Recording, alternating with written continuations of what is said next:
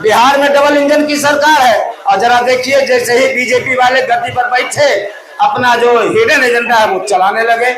और इसीलिए मैं कहता हूं बार बार कि ये जब भी एनडीए की सरकार आती है, जब भी एनडीए की सरकार इस देश में आई है, वो एंटी टीचर, एंटी एम्प्लॉयज हमेशा रहा है। और हमेशा उसका प्रयास रहता है कि आक्रमण करके विश्वविद्यालयों को,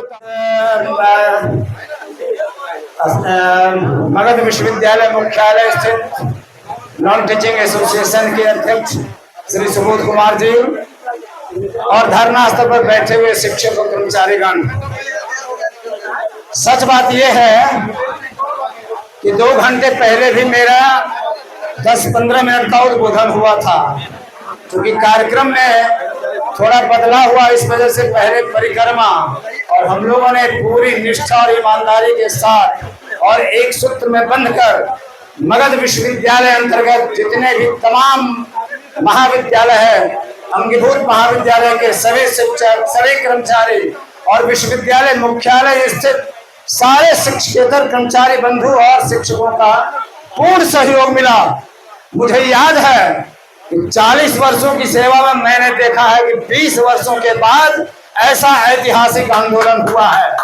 ये इसके लिए पूरी तरह से मगध विश्वविद्यालय मुख्यालय के हमारे शिक्षकेतर बंधु ज्यादा है, इसके लिए हम इनको कंट्रीब्यूशन देते हैं। इनका बहुत बड़ा योगदान है। कदम से कदम मिलाकर इन्होंने हमारा सहयोग किया।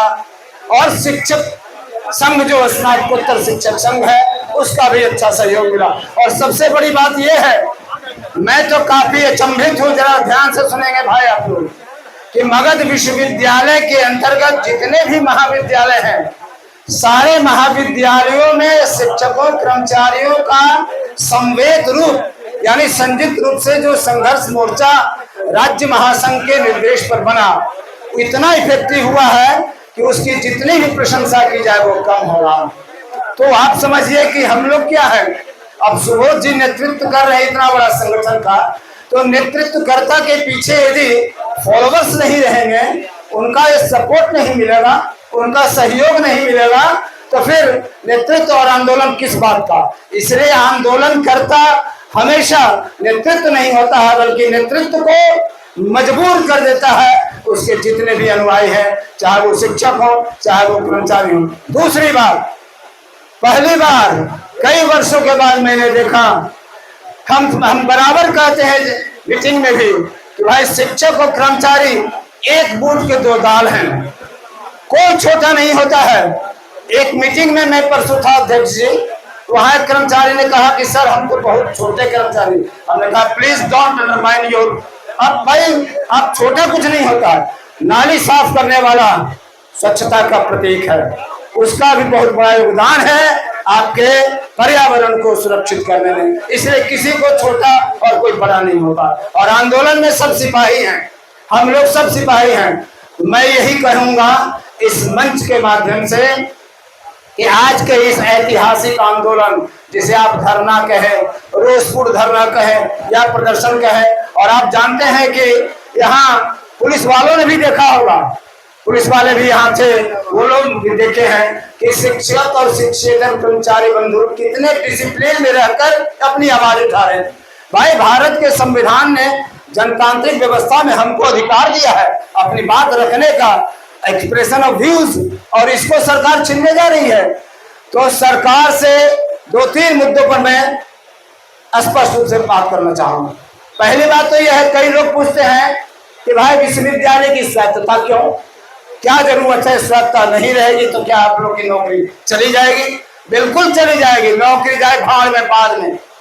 विश्वविद्यालय की स्वायत्तता का मतलब समाज में रहने वाले लोगों के बीच सरकार यह भ्रम फैलाती है कि ये लोग अपनी रक्षा के लिए इस तरह की बात कर रहे हैं, इन लोग को कोई काम नहीं करना। लेकिन नहीं बंधु, आपको जानना चाहिए कि समाज में हमारी जो नई पीढ़ी है, आने वाली जो पीढ़ियां हैं, उनको कैसे स्वायत्त बनाया जाए, उनको कैसे फ्रीडम दिया जाए, उनको कैसे एकेडमिक एक्सीलेंस में परफॉर्मेंस के लिए कैसे स्वायत्तता दी जाए, इसके लिए उच्च शिक्षा की व्यवस्था हुई है। और आपको यह जानना चाहिए कि विश्वविद्यालय की स्थापना ये भारत का अकेला कॉन्सेप्ट नहीं है, ये पूरे दुनिया में विश्वविद्यालय उच्च शिक्षा की व्यवस्था की गई है और उसको ऑटोनॉमी दी गई है। आपको जानकर खुशी होगी कि आपका देश जिस पर इंग्लैंड ने वर्षों तक शासन किया, उस इंग्लैंड में आप जाके देखें, ग्रेट ब्रिटेन में, वहां विश्वविद्यालय की स्वायत्तता इतनी है कि सरकार की हिम्मत नहीं कि उसमें हस्तक्षेप करे। भाई वेलफेयर स्टेट हमारा देश है, लोक कल्याणकारी राज्य। तो लोक कल्याणकारी राज्य में उच्च शिक्षा में स्वायत्तता इसलिए दी गई कि आपको सब कुछ अपना नवाचार, शोध कार्यक्रम, युवाओं को दिशा निर्देश करना, समाज को दिशा निर्देश करना, ये किसका काम है? उच्च शिक्षा का। तो इसीलिए उच्च शिक्षा की स्वायत्तता क्यों जरूरी है, इसलिए मैंने इस पर प्रकाश डाला। दूसरी बात, आप जानते हैं कि इस सरकार का यह कुत्सित प्रयास चल रहा है और आप देख लीजिए, अभी हाल में 211 डिग्री महाविद्यालय सरकार की ओर से खोले गए हैं। सरकार के 7 निश्चय के 5(3) का यह की उपज है। और उसमें आपने देखा होगा, सारे शिक्षक कर्मचारी यहाँ बैठकर सुन रहे हैं, 211 जो डिग्री कॉलेज खोले गए हैं सरकार की ओर से, उन डिग्री कॉलेजों को सीधे सीधे सरकार ने अपने नियंत्रण में ले लिया है। और आप देखिए कैसी व्यवस्था है भाई, जब बिहार में एफिलिएटेड कॉलेज का इंफ्रास्ट्रक्चर पहले से विद्यमान है, आप ऐसी व्यवस्था करते कि जो एफिलिएटेड कॉलेज में टीचर कर्मचारी 40 साल से काम कर रहे हैं, उपस्कर की कमी नहीं है, इंफ्रास्ट्रक्चर की दिक्कत नहीं है, आप उन्हीं कॉलेजों का अंगीभूतीकरण कर देते। लेकिन नहीं, सरकार अपनी लोकप्रियता दिखाने के लिए, अब चीप पॉपुलरिटी के लिए गवर्नमेंट ने ऐसा किया है। दूसरी बात, विरोधाभास है। आप सुन लीजिए, न्यू एजुकेशन पॉलिसी 2020 यानी नई शिक्षा नीति जो 2020 का है, उसमें केंद्र सरकार का उसमें दर्शन है। दर्शन ये है कि विश्वविद्यालयों की स्वायत्तता को बरकरार रखना है। भाई एक तरफ आप एनडीए की सरकार कहती है कि नेशनल एजुकेशन पॉलिसी 2020 में विश्वविद्यालय की स्वायत्तता बरकरार रखना है, एकेडमिक एक्सेलेंस को प्रमोट करना है, और दूसरे आप ही की सरकार बिहार में डबल इंजन की सरकार है। और जरा देखिए, जैसे ही बीजेपी वाले गद्दी पर बैठे, अपना जो हिडन एजेंडा है वो चलाने लगे। और इसीलिए मैं कहता हूं बार बार कि ये जब भी एनडीए की सरकार आती है, जब भी एनडीए की सरकार इस देश में आई है, वो एंटी टीचर, एंटी एम्प्लॉयज हमेशा रहा है और हमेशा उसका प्रयास रहता है कि आक्रमण करके विश्वविद्यालयों को तहस नहस कर। भाई आपको सैलरी जुटता नहीं है, आप 211 डिग्री कॉलेज के अलावे आप व्यवस्था क्या करने जा रहे हैं कि कॉलेज को अलग कर देंगे यूनिवर्सिटी से, कॉलेज का संचालन सरकार करेगी, कॉलेज में अलग सिलेबस होगा, कॉलेज के शिक्षक प्रोफेसर नहीं बनेंगे। दूसरी बात, अभी हाल में देखा होगा, हमारे युवा साथी जो कहीं सुन रहे होंगे, उनके लिए बड़ा महत्वपूर्ण है, 2016 से 2026 तक यानी 10 साल में पीएचडी करने के लिए कई बार संशोधन किए गए स्टेटस में। व्हाट नॉनसेंस भाई, ये क्या तरीका है भाई? तो बिहार के बच्चे तो ऐसे ही बहुत प्रभावित हो जाते हैं उस रेगुलेशन से। अब कहता है कि कॉलेज का जो डिग्री कॉलेज का शिक्षक होगा वो पीएचडी नहीं कराएगा। क्यों भाई नहीं कराएगा? जिसकी पोस्टिंग यूनिवर्सिटी में हो गई वो कराएंगे, और जो कॉलेज में चले गए ये तो उसका दुर्भाग्य है। जरा आप देख लीजिए बिहार राज्य विश्वविद्यालय सेवा आयोग का कारनामा, गिरीश चौधरी जी बैठे हुए कब्जा किए हुए क्या कर रहे हैं, कितनी गड़बड़ियां हो रही हैं। ऐसे शिक्षक हैं, सुबोध जी जानते हैं, मुख्यालय में काम करते हैं, ऐसे शिक्षकों की बहाली हुई है, बहाली उन्होंने कर दिया, पोस्टिंग विश्वविद्यालय ने कर दिया, अब जांच की जा रही है। ये क्या तरीका है भाई? अब जांच करना होता तो आप जांच करके ही नियुक्ति करते, आप 2 महीना का वेतन दे दिए और उसके बाद बंद कर दिए, ये सब उचित नहीं है। दूसरी बात, यहाँ के शिक्षक और कर्मचारी जो पहले से कार्यरत हैं, उनको 3 महीना 4 महीना जो रिटायर कर जा रहे हैं शिक्षक कर्मचारी, 4-4 महीना पर वेतन और पेंशन मिलता है। ये कैसी सरकार है? दूसरी सबसे महत्वपूर्ण बात जो है वो जान लीजिए, आपको बता दूं मैं कि दिल्ली विश्वविद्यालय टीचर एसोसिएशन ने यानी डूटा, दिल्ली विश्वविद्यालय टीचर एसोसिएशन ने 16 जुलाई को बिहार के माननीय महामहिम राज्यपाल जी को एक कड़ा पत्र लिखा है, और उस रिप्रेजेंटेशन में बिहार के शिक्षक और कर्मचारी द्वारा संघर्षात्मक कार्यक्रम जो लागू किए गए हैं और अपनाए जा रहे हैं और भविष्य में आज के बाद भी होगा, उसका उन्होंने पूर्ण समर्थन किया है। और महामहिम राज्यपाल महोदय से उन्होंने मांग की है कि बिहार की सरकार के द्वारा जो ड्रैकोनियन लॉ लाने का प्रयास हो रहा है, मैं इसलिए कह रहा हूं कि लाने वाले थे लेकिन रुक गया, तो उसको आप बंद कीजिए। और बिहार में क्योंकि दिल्ली विश्वविद्यालय शिक्षक संघ ने जो अपने रिप्रेजेंटेशन में लिखा है, उसमें स्पष्ट लिखा है कि बिहार का शिक्षक और कर्मचारी का जो आंदोलन है उसका ऐतिहासिक स्वर्णिम स्थान रहा है और उन लोगों ने पूरे देश को दशा और दिशा दी है।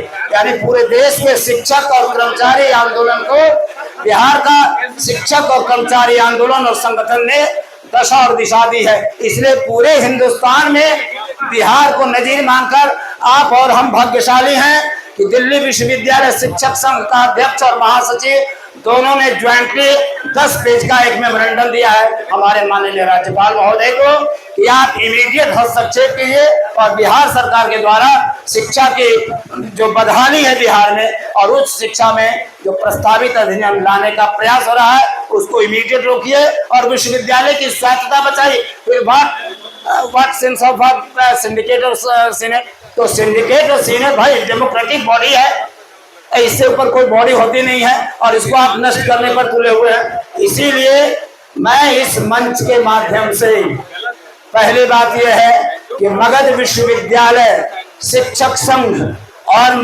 बिहार राज्य विश्वविद्यालय मगध विश्वविद्यालय प्रक्षेत्र कर्मचारी संगठन के संयुक्त प्रयास से आज का जो धरना का कार्यक्रम यहाँ हुआ है वो संपन्न होने जा रहा है। वो ऐतिहासिक है, वो शानदार है और वो उत्साहवर्धक है और हम लोगों ने एकजुट होकर पूरा संवाद और मैसेज बिहार की सरकार को दे दिया है और हम लोगों ने अपने अपने संगठन के माध्यम से जो ऊपर से निर्देश था कि माननीय कुलपति जी को आप एक ज्ञापन दें और उस ज्ञापन के माध्यम से कुलपति जी उसको राजभवन और बिहार सरकार का जो उच्च शिक्षा विभाग वहां पहुंचाने का प्रयास है। और अंत में मैं यह कहकर खत्म करूंगा, ये तो हुई बिहार सरकार की बात, इसमें दो राय नहीं है। हमारे संगठन के दोनों शीर्ष पदाधिकारी बैठे हुए हैं, चाहे वो शिक्षक हो या कर्मचारी हो, मगध विश्वविद्यालय के मुख्यालय में काम करता हो या मगध विश्वविद्यालय के अंतर्गत अंगीभूत महाविद्यालय में काम करता है। स्थानीय स्तर पर भी उनकी बहुत कठिनाइयां हैं,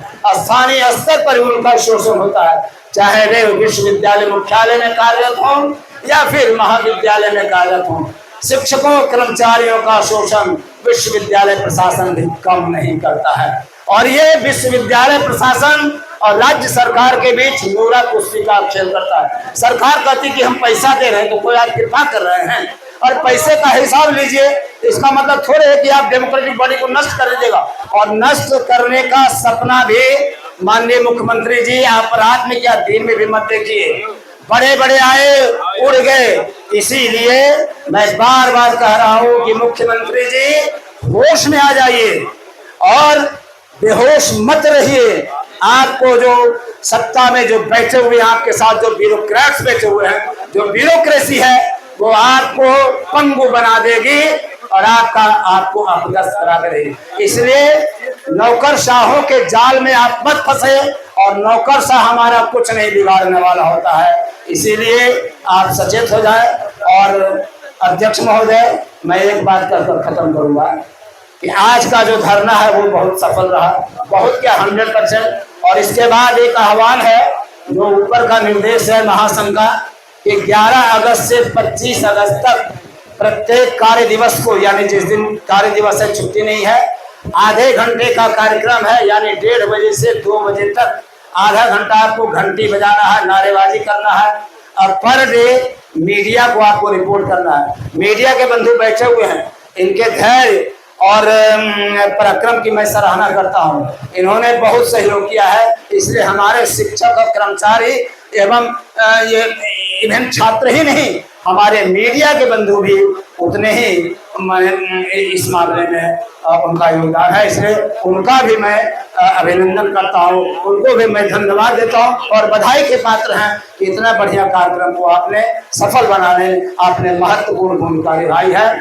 तो इस कार्यक्रम को करेंगे और सबसे इम्पोर्टेंट कि 5 सितंबर को जो शिक्षक दिवस मनाया जाता है, 5 सितंबर के दिन छात्रों के साथ संवाद करें, क्योंकि आप जानते हैं कि छात्र ही हमारी पूंजी हैं और ये छात्रों का नुकसान होगा। शिक्षक कर्मचारी तो थोड़ी देर सह लेगा, हमारे छात्रों का क्या होगा? कई युवा हमारे छात्र बैठे हुए हैं, देखिए इन लोग साथ कितना अन्याय हो रहा है। इन छात्रों के साथ अन्याय होगा तो मालूम है सरकार को कि जैन जी ने क्या किया। नेपाल में जैन जी ने तख्ता पलट दिया और हिंदुस्तान में जैन जी के आंदोलन का यह परिणाम है कि आप देखिए केंद्र सरकार में शिक्षा मंत्री बैठा हुआ और उसको अपदस्थ होना पड़ा, मतलब त्याग पत्र देना पड़ा।